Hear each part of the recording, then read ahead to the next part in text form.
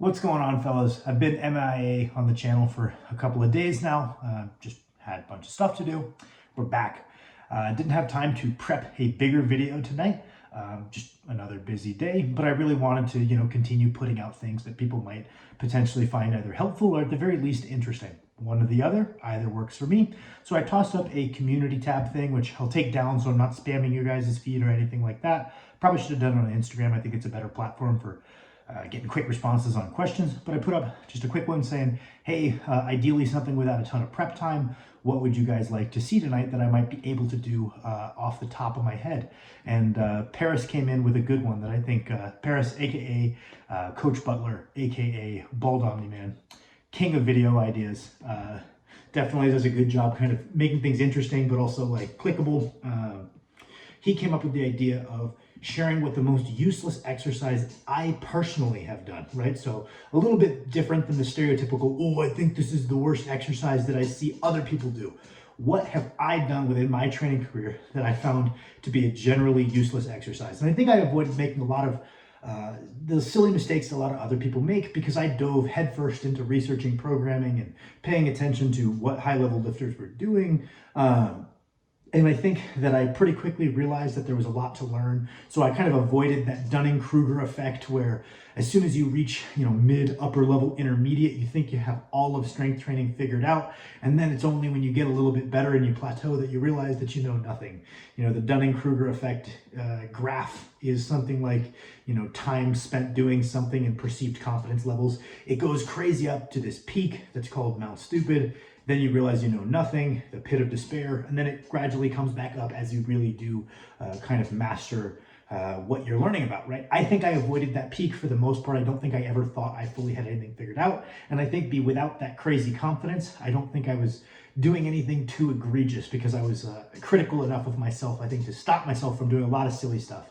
Most of the mistakes I think I made early in my training come down to the exclusion. So what didn't I do, I think, was the biggest mistakes I made. I think my overload schemes with time, my volumes, my frequencies were pretty decent. And I think I've always had a pretty good sense for accessory selection, just intuitively. And I think it was only when I had been coaching for longer and went to school and kind of put more direct thought into it that I kind of came to my rationales for a lot of the things that I kind of had found intuitively as far as training practices and accessory selection. So I don't think I was doing too many things because I think I had a good feel for whether it was productive or not, right? So I'm like, okay, well, shit. I even looked back at some of my old training logs. I physically log all of my training in books like these. Just keeps me accountable for getting better. And so I was looking back through and I was like, man, I don't see any exercises here that are stupid. And then I found them. I found something that I was doing and putting a lot of effort into that I thought was very unfruitful. I think looking back was a mistake and was very unfruitful.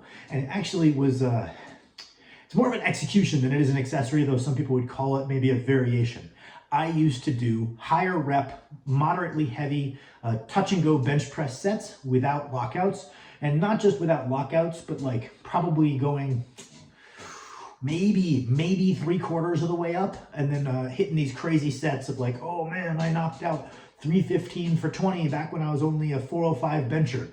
I did a bunch of cool sets, these high rep outs with 2 plates, because I know there are people that have had success with this. I'm not going to tell you guys that it doesn't work for them. I'm going to tell you guys that I feel it did not work for me very well compared to more traditional approaches to training, and I don't think it will work that well for most of you guys. I do think that getting in a lot of volume to develop the chest is something that most people need to do early in their training career, so getting in a lot of reps. I think that's better done doing complete bench presses than filling up extra accessory volume with dumbbell presses, incline presses, chest presses, and just getting in that volume to get that initial level of chest development needed to shoot up to a new level on the bench press. I do not, on the other hand, think that doing like 3/4 partial reps was a great use of time. I think that if you're trying to get that training stimulus, doing 1 1/2 reps, so coming down, half, 3/4 of the way up, down, up, as a variation could maybe, if that's the training effect we're looking for, being a better way to standardize it, maybe using a little bit more load and less crazy high reps. I just don't think with how much effort I put into that I wouldn't have been better off had I just put that same amount of effort into a more traditional means of accumulating volume.